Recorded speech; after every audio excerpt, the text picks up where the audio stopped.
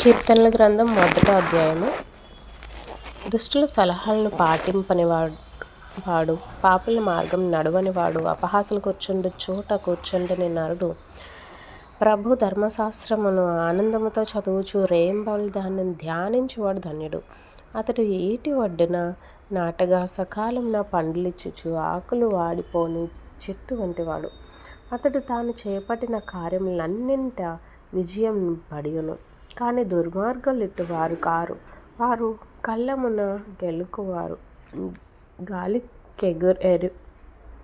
ఎగిరిపోవు పొట్టి వంటివారు. దుష్టులు దేవుని తీర్పు తట్టుకొని నిలువజాలరు. నీతిమంతుల సభలో పాపులు నిలువజాలరు. నీతిమంతుల మార్గమును ప్రభు ఆనందించును.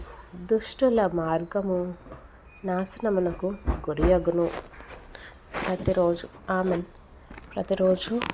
ఎవరికైతే ఈ పరిశుద్ధ గ్రంథం లేదో వారి కొరకు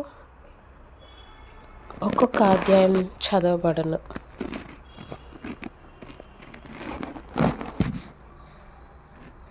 విని దేవుణ్ణి మహిమపరచండి.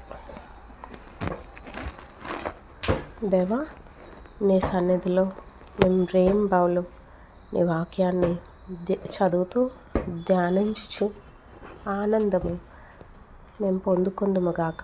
ఈ నూతన సంవత్సరంలో అడుగుపెట్టగా ఈ న్యూ రెజల్యూషన్ మేము తీసుకుని ఉన్నాము. మాకు మీరే సహాయం అందించండి. మీరే మాకు ఏటి ఒడ్డున నాటబడిన చెట్టు వల్లే మమ్మల్ని దీవించండి, ఆశీర్వదించండి.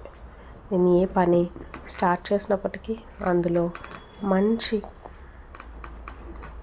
ప్రాఫిట్స్ వచ్చేలాగా, మంచి ప్రతిఫలం వచ్చేలాగా మీరే మాకు సహాయం అందించండి.